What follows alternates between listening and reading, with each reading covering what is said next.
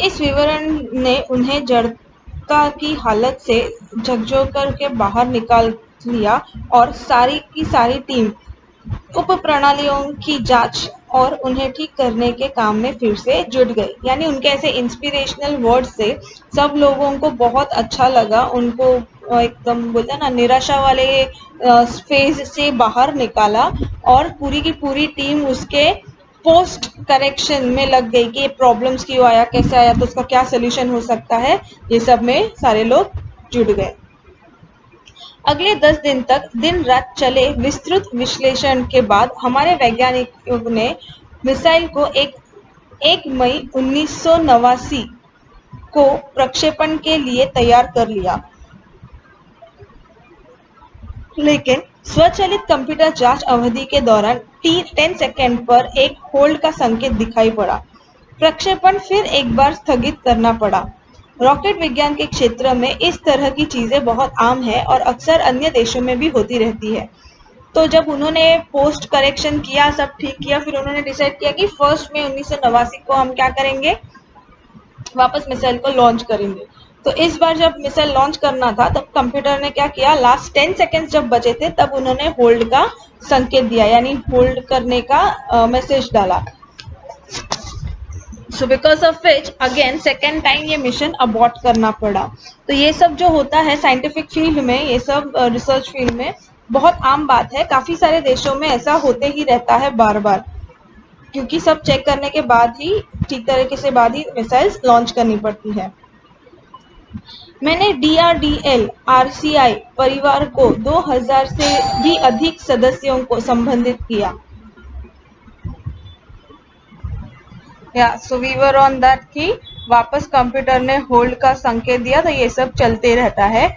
तो उन्होंने मैंने डीआरडीएल आरसीआई परिवार को 2000 से भी अधिक सदस्यों के संबोधित किया।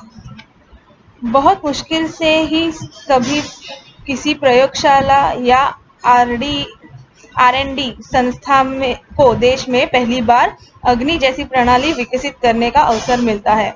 मतलब उन्होंने बोला, मैंने ऑलमोस्ट उस वक्त 2000 से भी ज्यादा लोगों को एड्रेस किया, उनका प्रोत्साहन बढ़ाया।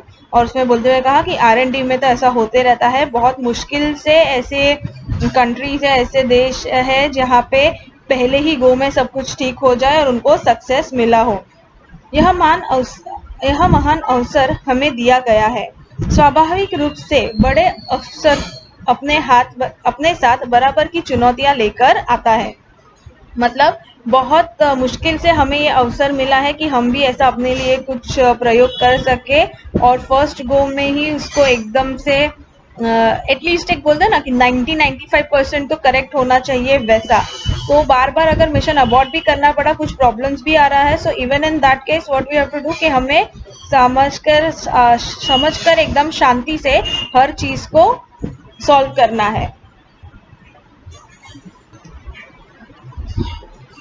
हाँ, तो उन्होंने बोला कि ये जो महान अवसर है ये हमें प्राप्त हुआ है, तो हमें इसके फुल उपयोग करना चाहिए। स्वाभाविक रूप से बड़े अवसर अपने साथ बराबर की चुनौतियां भी लेकर आते हैं। यानी जब हमें बहुत बड़ी अपॉर्चुनिटी दी जाती है तो ऑब्वियस है कि इस अपॉर्चुनिटी के साथ बहुत सारे चैलेंजेस भी आते हैं।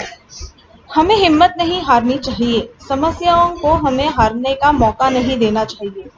देश को हमसे सफलता से कम कुछ भी पाने का अधिकार नहीं है।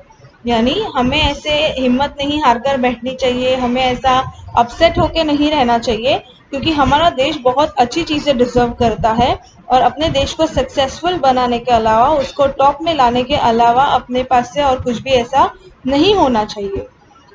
आइए सफलता को लक्ष्य बनाएं, यानी हम सब एम करें, गोल रखें अपने लाइफ में कि हमें सिर्फ सक्सेसफुल देश रखना है। सॉरी या अपना संबोधन लगभग खत्म कर चुका था कि मैंने लोगों को कहते हुए पाया, मैं आपसे वादा करता हूँ, महीने के खत्म होने से पहले ही अग्नि का कामयाबी से प्रक्षेपण करने के बाद हम यहाँ वापस मिलेंगे। तो उन्होंने अपना स्पीच खत्म ही किया था कि उनको आवाज सुनाई दी कहीं से, जहाँ पे लोगों ने बोला था कि हम आपसे वादा करते हैं कि इसका काम खत्म होने के बाद जब हम सक्सेसफुल होंगे तभी हम दोबारा वापस यहाँ पे मिलेंगे। यह किसी आश्चर्य से काम नहीं था कि कैसे सैकड़ों कर्मचारियों ने लगातार काम करके प्रणाली की तैयारी का काम स्वीकार्यता परीक्षणों सहित केवल 10 दिन में पूरा कर डाला, लेकिन अब बाधाएं पैदा करने की बारी विपरीत मौसम की थी। मतलब इसमें कोई शक नहीं कि टीम उनकी बहुत हार्ड वर्किंग थी, बहुत अच्छे लोग थे, तो केवल 10 दिन में उन्होंने सब कुछ वापस ठीक कर दिया। लेकिन अब प्रॉब्लम आया सीजन का, क्योंकि सीजन बदलता रहा, तो इसकी वजह से भी आपको ध्यान रखना पड़ता है।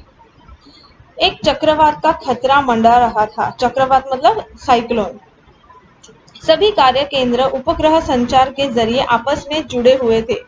मौसम संबंधी आंकड़े रुक रुका कर आने लगे और 10 मिनट के अंतर्जल की में उनकी बाढ़ सी आ गई। मतलब उन्होंने बोला कि ऐसे जो वेदर रिपोर्ट है, फोरकास्टिंग है, वो ऐसा हर थोड़े थोड़े टाइम में चेंज हो रहा था, थोड़े थोड़े टाइम में रिपोर्ट आ रहा था, तो समझ में नहीं आ रहा था कि क्या, मतलब क्या करे तो क्या करे, क्योंकि सीजन चेंज हो रहा है, ये चेंज हो रहा है, तो लाइक प्रॉब्लम्स अभी कैसे सॉल्व होंगे। अंतः प्रक्षेपण 22 मई 1989 के रोज निर्धारित किया गया। सो इन शॉर्ट उन्होंने डेट पोस्टपोन की और उन्होंने 22 1989 को डिसाइड कर लिया। यह पूर्णिमा की रात थी। ज्वार के कारण लहरें किनारों से टकराकर और अधिक शोर मचा रही थी। क्या हम अग्नि के प्रक्षेपण में कल सफल होंगे? यह सवाल हमारे दिमागों में से सबसे ऊपर था, लेकिन हम में से कोई भी उस सुंदर रात के जादू को खंडित नहीं करना चाहता था। मतलब रिलैक्स होने के लिए वो सब ऐसा आराम कर रहे थे, देख रहे थे। सबके मन में सवाल था कि क्या ये सक्सेसफुल होगा, बट इसकी वजह से उन्हें अपना करंट ये खराब नहीं करना था। जो सीन जहाँ पे उन लोग है एंजॉय कर रहे हैं वो प्लेस को। Next, we'll continue in the next video.